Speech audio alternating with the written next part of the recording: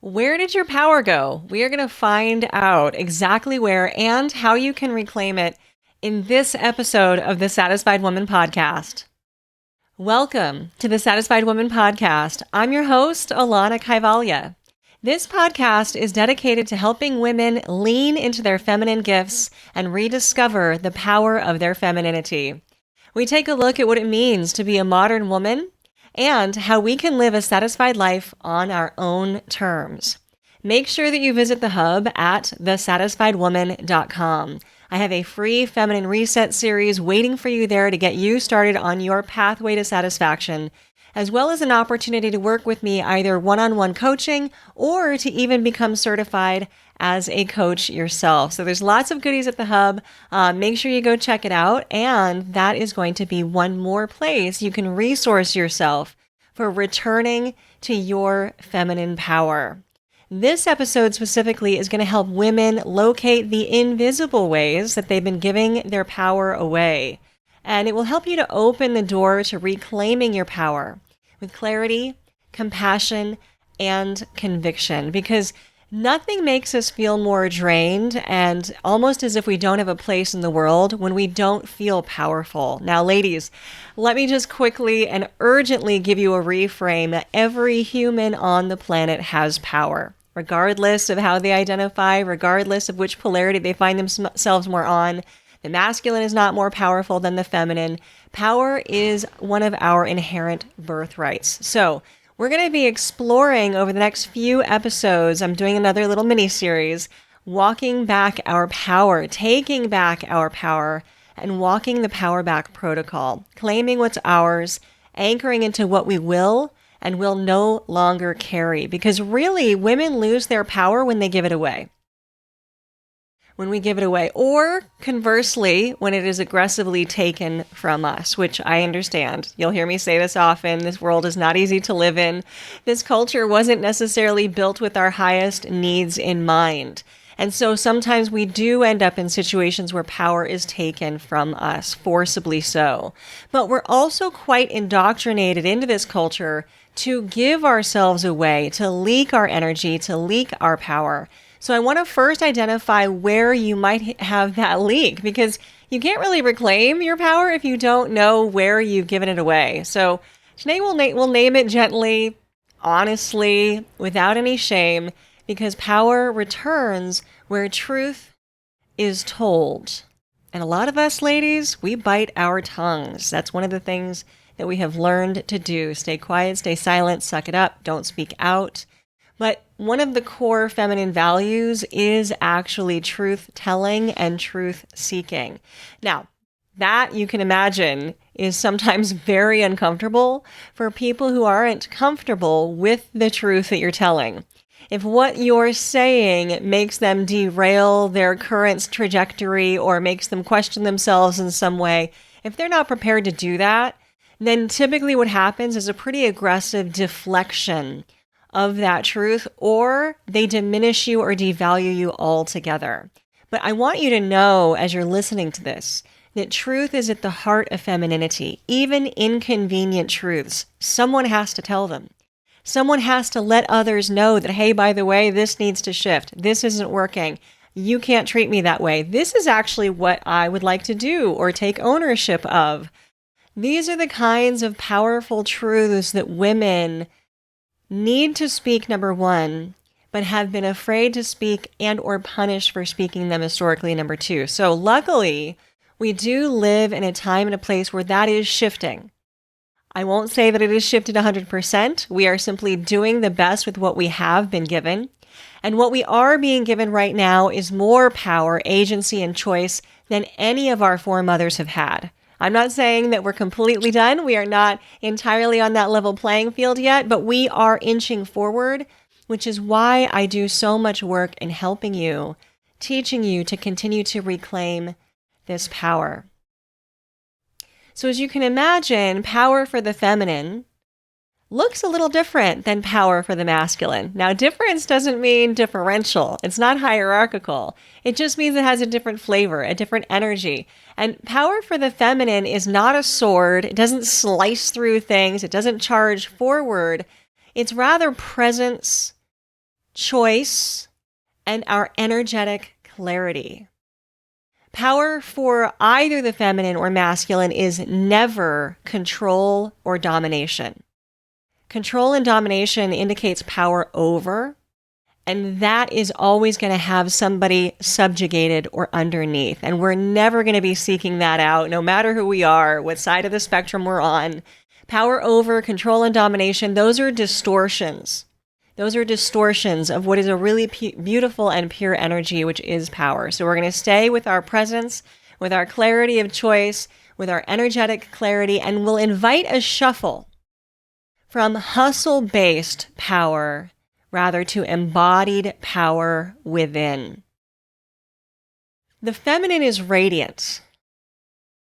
We own life force energy. Now, okay, don't forget, it's not like the masculine is dead, right? Every human being has both masculine and feminine within them.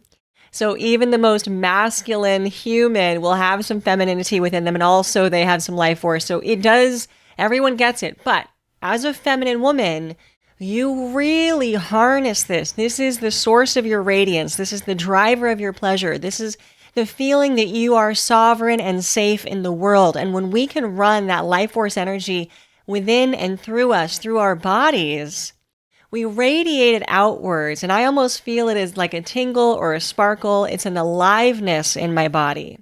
The feminine is embodied. It's embodied. It's this ability to be one inside yourself, to be within yourself, to know yourself, to feel in your bones what is right for you and what is wrong. We receive. We are the receivers. Now, that doesn't mean that we chill out, relax, and never do anything. That receptivity, that feminine embodiment is where we get quiet, we go within, and we feel what the next moves are. The feminine decision maker, remember, is our intuition and our depth of emotion. So to move from that place is feminine power. When we overwrite that and move from hustle and being drained, we are disempowered. When we overwrite our intuition and emotions and instead decide out of logic and reason, or try to second guess ourselves through logic and reason, we are disempowered. Okay? To be fully empowered in the feminine is to really stay with your intuition, to be embodied, to feel what the body needs, what your soul needs. Remember, feminine power is not a sword. That's masculinity. The masculine power is very directive. It's very decisive. It's very energetic. It's very external, outward moving. The feminine is internal, inward moving, inward looking. We have this container, this vessel that we inhabit, and to keep it really strong and fortified, we need to stay really grounded within it. So masculine power is a sword, feminine is not. We are more like a tuning fork. We don't force things, we resonate. And when the resonance is off, there is no harmony. Harmony is actually something we as humans in the world all seek. Now, this is wild. This is wild stuff, you guys. There's a really powerful concept. I used to teach about this all the time. A long time ago in a land far, far away, called entrainment. Now, all of us physical beings have energetic fields. Now, this is why they don't have to hook you up to a machine to read your heart rate. The machine to read your heart rate can actually be kind of away from you and still feel and resonate. They don't have to like stick anything inside of you. You know, like even your Apple Watch can read your heart rate. So we have these fields, these energetic fields that extend away from us. The bigger the animal, the bigger the field. I say that because I'm a horsewoman, and horses with those big, big hearts have big energetic fields. And the universe prefers harmony. When waves are near one another, when they're oscillating together, if they're out of sync, the universe will bring them into sync. And so this is what co-regulation is. We as humans are designed for nervous system co-regulation. It is easier for us to feel calm, steady, centered when we're with other people that help us to do that. This is why when your kids have anxiety, your partner has anxiety, your partner's angry, everything kind of escalates. So this is a really collaborative experience, and the feminine loves collaboration, communication, co-regulation, connection, all of that. We are the emotional regulators of our space. Now, that doesn't mean we're responsible for everyone else's emotions. It means that we really feel into what is happening around us. How are people calibrated? And this is one of the reasons why our intuitive decision making, our truth telling is critical. Because if there isn't resonance, if there isn't harmony, we will feel it first. And so to trust ourselves in that is power. For those around us to trust that we know things are out of balance is empowerment. We are the tuning forks. So when we're not in tune, we are going to be leaking power. And that is no bueno. We do not want to leak power. So I've got a list of ways that women often leak power. And again, I'm going to use this metaphor often. You'll hear me say this. We are like the vessel. And the vessel is a containment system so that we can receive. If the vessel is solid, we receive everything we deserve in this life. If the vessel has holes in it because we're leaking, then that's when we become taxed, we overgive, we burn out. The last podcast series talked about burning out and overgiving and how to stop doing that. So just as a recap, ways in which we leak energy, ladies, the ways in which we give away our power is through unclear boundaries. Anytime we say yes out of obligation, out of fear, not out of desire, you're going to feel that drain. You're going to feel the disempowerment. When we overgive or overfunction, if we're doing the emotional or logistical labor for everyone, we will feel drained. I hear so many women complaining. This is one of the traps, right? Women in relationships. So I do a lot of one-on-one coaching. I coach women typically in relationships and business, but overall generally in life where they're already exhausted and their partner is trying to be accommodating. And so their partner says, "Hey baby, what do you want for dinner tonight?" And that's like the worst question you can ask an exhausted woman. You want to just tell her, "Baby, I've got dinner taken care of." Because what she doesn't need to do is think more, plan more, decide more. It's not accommodation, it's collapse, okay? So partners of exhausted women just decide, take their best interests at heart. You know them well enough. Give them a lift, and they will actually feel more held and empowered by that. Another way that we leak our power is through approval addiction. This is a tough one. Because historically, women have been pretty hardwired to seek safety in relationship and in community. We need the strength and power of the masculine around us in many situations in order to have safety and security in the long term. We are actually encoded biologically with this imperative. It comes from being the child bearer. It also comes from being that just our physical bodies, they just are not as strong as a male body. I'm not saying women aren't strong. This is either mechanics. This is just biology. Okay? Don't freak out about it. We have to just work with what is real, what is historical, what's inbuilt, and just understand that there is a biological underlying imperative that seeks safety through partnership and relationship for long-term stability. It's still there. It's still there. And yes, things are shifting, but it's still inside of us. And there is beauty in relationality and finding partnership in that way, even in this day and age. Because a woman who tries to do everything for herself, by herself at all times, is also going to be an exhausted woman. We'll do it when we have to. There are ways to do it that are sustainable for periods of time. So this approval addiction idea really comes from that long-term biological imperative where we make choices to try to be liked or to try to be palatable because that's how we think we need to be in order to belong. And that belonging creates safety. So if we feel like we'll be abandoned or cut out of the tribe or removed from the relationship because we're suddenly not being pleasing, because we're not seeking that approval, then we often abandon our own needs in the face of that, and we will be disempowered. The other way that we disempower ourselves, that we leak energy, is by avoiding conflict. We got to stop doing that. Now, there are ways to engage in conflict that are really healthy.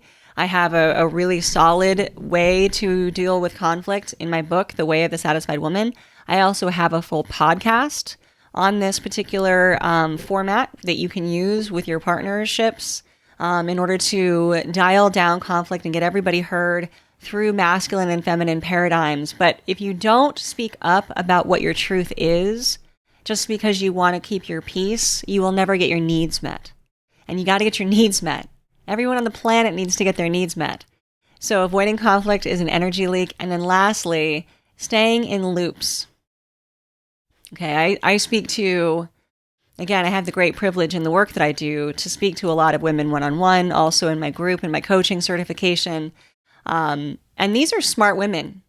Smart, educated, high-powered, high-functioning ladies that are doing it all day long for everyone else at all times.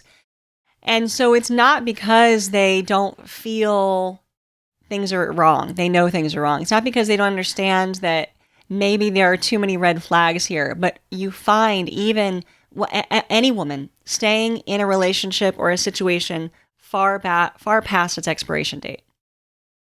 And again, it really does come from that sense of, well, if I leave, then I'm on my own.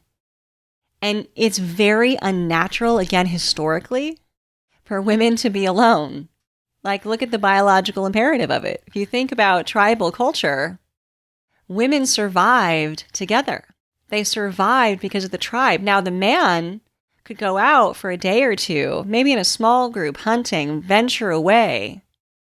But deep within our DNA is this desire to stay and belong.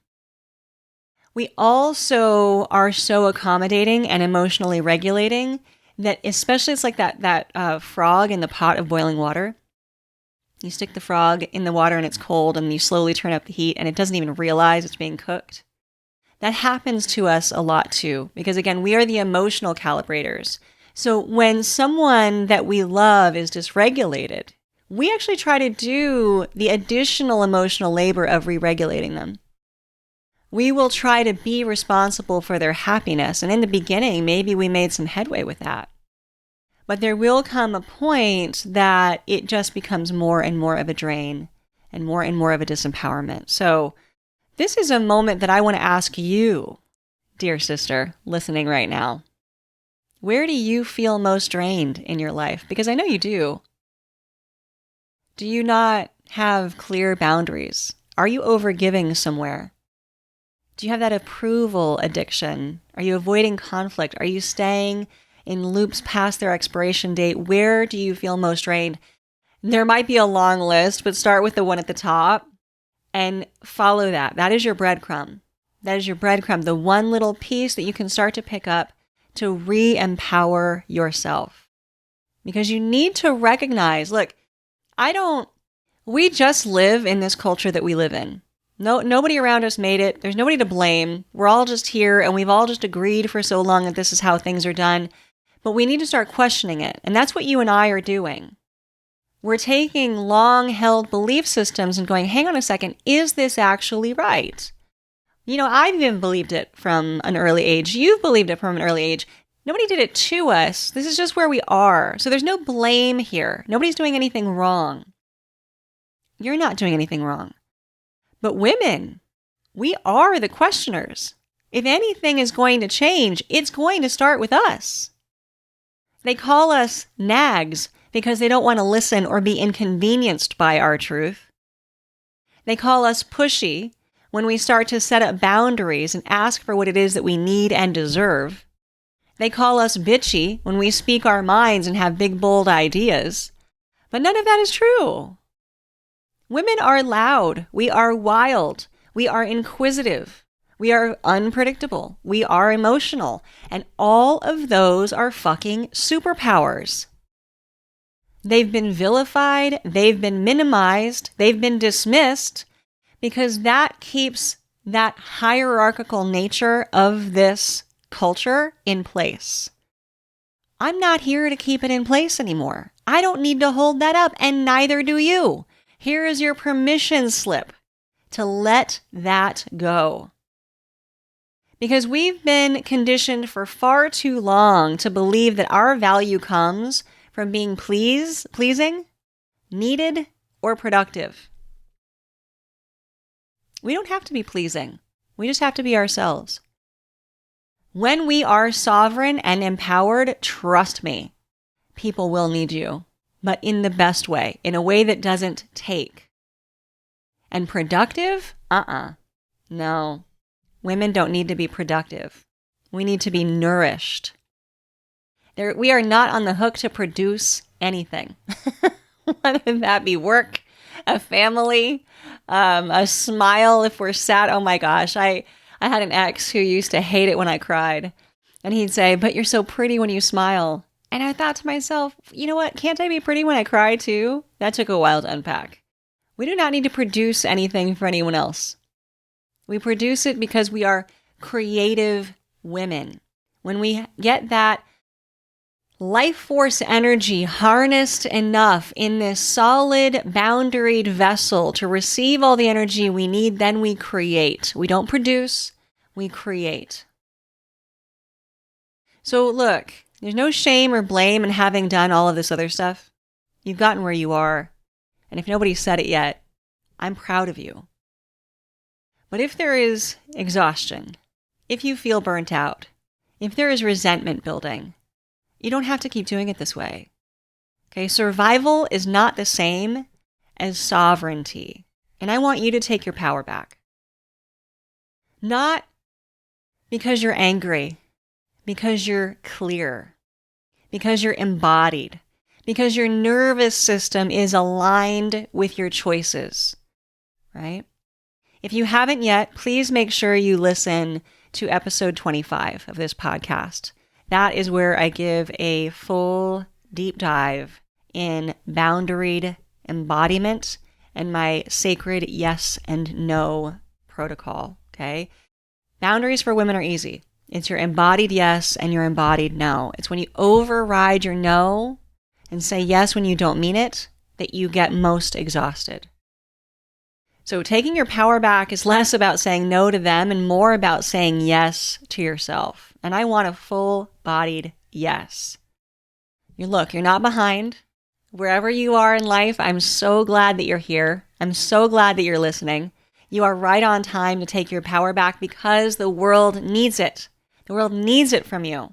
Desperately. Because when you are an empowered feminine woman with strong boundaries, receiving all that you are deserving of in this life, what you do is empower other women to do the same. We can't all stay stuck and expect each other to rise. We've all got to start making little steps and inroads to feeling what empowerment for the feminine woman is like, to dismantling these old paradigms that never worked for us in the first place. Now, if you want support in this, I'm here. Head over to thesatisfiedwoman.com and check out my Rooted membership. It's a monthly membership that keeps you in your feminine rhythm. It offers daily prompts, weekly sacred content drops, insider information, access to me, private coaching, live Q&As. This is where the work begins. And of course, you're welcome to go grab my feminine reset sessions. They're free, all over on thesatisfiedwoman.com. Thank you so much for listening, and I'll look forward to being with you in whatever way you'd like to participate in this movement. This isn't just work. This isn't just a membership. It is a movement, and we got to move forward, ladies. So let's do this.